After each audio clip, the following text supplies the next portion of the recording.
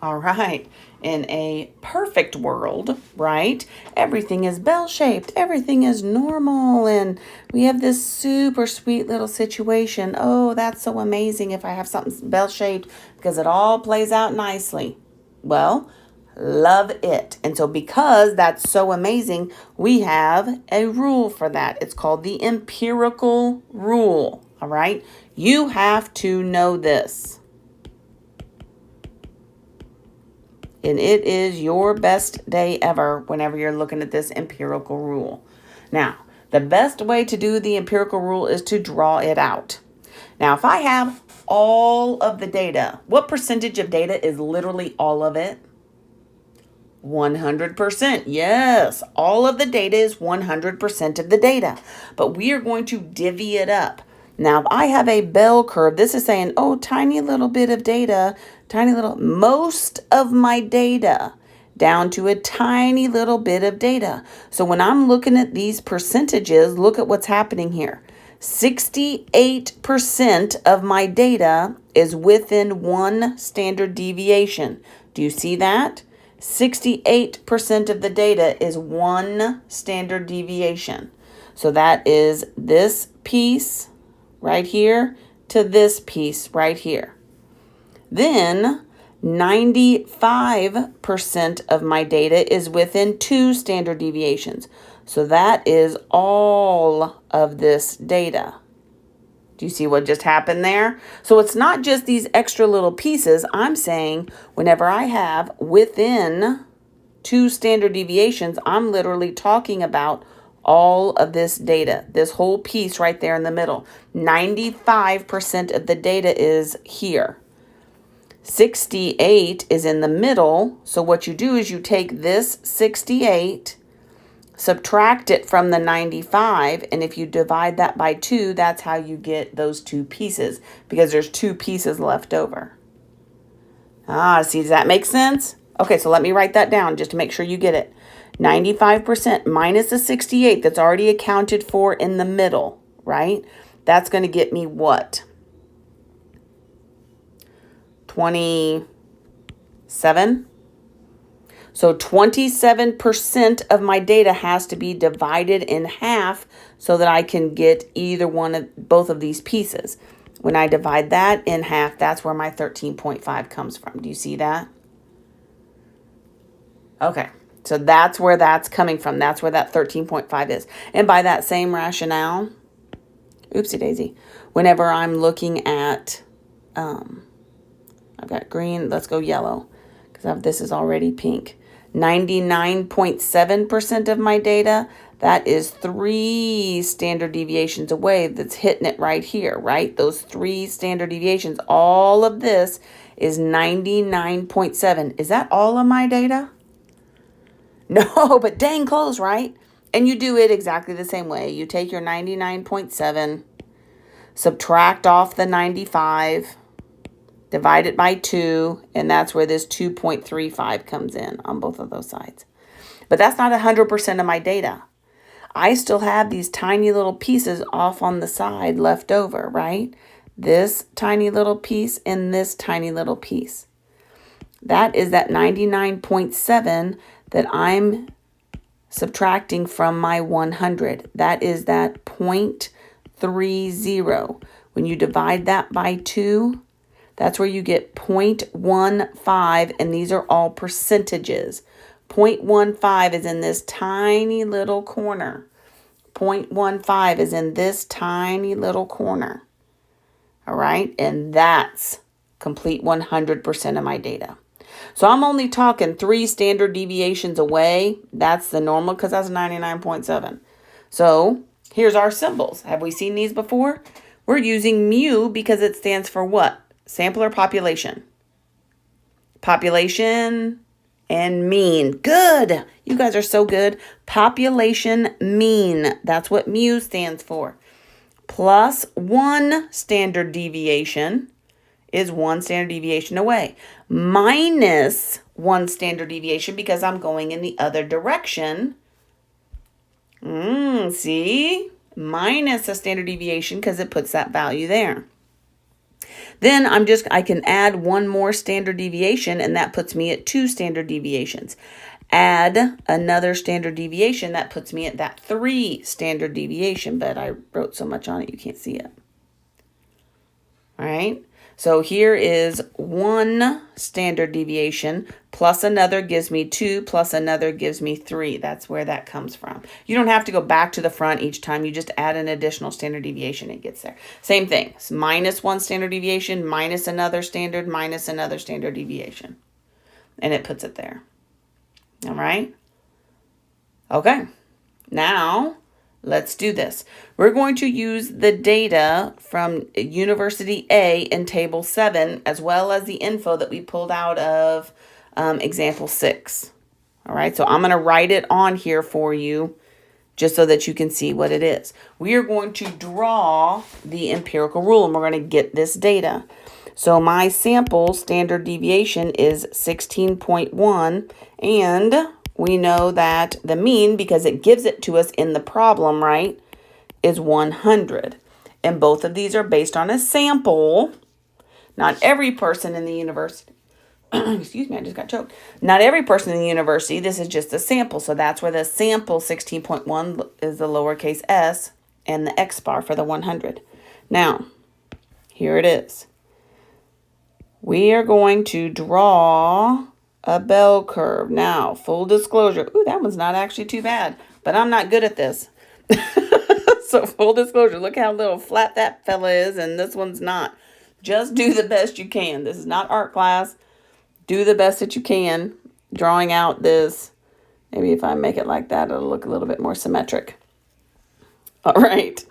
Okay, so I'm going to scoot this down so we can see our sample up here, but I'm not going to give this to you, right? You have to know this. All right. So my mean goes in the middle. So down the middle is my mean, and we know that to be this 100. Then 1 standard deviation away. I got it too close. It's supposed to be, so 1 standard deviation happens when it's called an inflection point. Whenever this is going up and it starts going in the other direction, this is called concave down, concave up. So at the inflection point, that's 1 standard deviation away. And if I were better at drawing that, then maybe I could pull that off. But, well, you know what? We all have our strengths and our weaknesses. Drawing is definitely a weakness of mine. So if I'm going to go standard deviations of 16.1, I'm going to add 16.1 to get 116.1 at my first standard deviation. Right? And then I'm going to add 16.1 here to get to my second standard deviation. I'm going to make this a little bit bigger. Hopefully you guys can see this better. Do you see what I'm doing? So when I add 16.1, I get 132.2. For my third standard deviation away, I'm going to add 16.1, and I get 148.3. Do you see what's happening there? I'm adding 16.1 each time. And that puts me where I'm at. Now to go in the other direction, I'm going to subtract that 16.1. And just do that in your handy-dandy calculator. There's nothing wrong with that. And you get 83. Oh, dang it. I didn't write my 8 at first, did it? 83.9. Then 2 standard deviations away, I'm going to subtract that 16.1 again because I'm going in the other direction. That will be 67.8. I'm saying the wrong things. Then that last little piece there, subtract another 16.1, and I get 51.7. All right, so now I want to put some colors on here because I want you to be able to see what's going on. And I want to color code it just like we did up here. So my first standard deviation away, oops, not that color. I'm going blue there, fella. There's my first standard deviation away. This is at that 68%. So I'm going to make sure that you see that. First standard deviation away. I wanted that to be blue. First standard deviation away. This is 68%. I always like to look at this and see that this is 34% and 34%. I'm going to write those up on top because I want you to be able to see the whole thing all together. All right. So then my next setup, and I'm going to go green just so that you can see how it relates to our chart up above, goes from here to here. And then what's left over in the middle part of that. Will my green show up? Yeah, it does. From here to here, this is 95% of my data, and I get 13.5%. Can you see that very well? I better go black on that, just so you can see a little bit better on that green. Oh, shoot, it didn't black, my friend.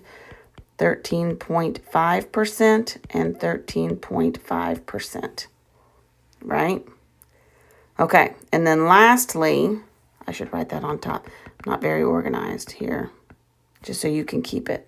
You guys probably already did that because you're amazing, right? That's the beauty of using our pencils so that we can have that flexibility. And then 3 standard deviations away is going to put us on these little pieces.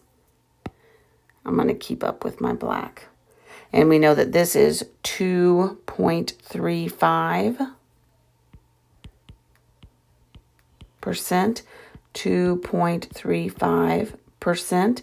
And then that's going to run me here at my 3 standard deviations away. This is going to be this 99.7% is going to take me all the way out to my 3 standard deviations away. All right, 68, 95, 99.7. You can figure all the middle stuff out. I have terrible memory, so please know that going into this. I struggle with that. That's something that I struggle with. And because I know I struggle with it, then I do well with patterns. So I know 68, 95, 99.7. That's my goal. If I know that, you can quickly on your calculator figure out all the rest of it by doing what we did up here, right? So if you know those 3 numbers for empirical rule, you can do anything else. Now, I more than highly recommend whenever you come on an empirical rule problem, set this up. Literally, I mean, it took us longer right now because we're just learning it. But if you just write this on your paper, you can have this set up very quickly. And then you've got that additional little tails in here. If you have that on your paper, then it's just like looking at a chart. Once you have all that set up and you go to answer questions about it, it's literally just looking at a chart at that point. So check us out. Determine the percentage of students, here's part A. You can't see me pointing to that. Who have IQ scores within 3 standard deviations. So what is the percentage of students that are within 3 standard deviations?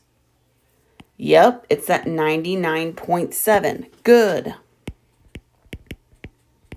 Now, just for fun, what are those values? Like, what are the data values from what to what is within 3 standard deviations?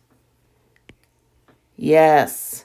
Within 3 standard deviations, that takes us from 51.7 up to 148.3. That's within 3 standard deviations. Those are the scores that we can expect to see within 3 standard deviations, right? Good. Now look at what's happening for part B here. Determine the percentage of students who have IQ scores between 67.8 and 132.2. Do those numbers look familiar? 67.8, 132.2. How many standard deviations are we looking at there? 2. Good. 2 standard deviations. Which makes up what percentage? 95%. Yes. That's our actual answer is 95%. I just want you to see the correlation, which is why I'm writing this stuff down. Okay, this is our actual answer. It asks for the percentage. It asks for the percentage on these problems. Now I want to determine the actual percentage of students who have IQ scores between 67.8 and 132.2. How many do you think is happening there? 67.8 to 132.2.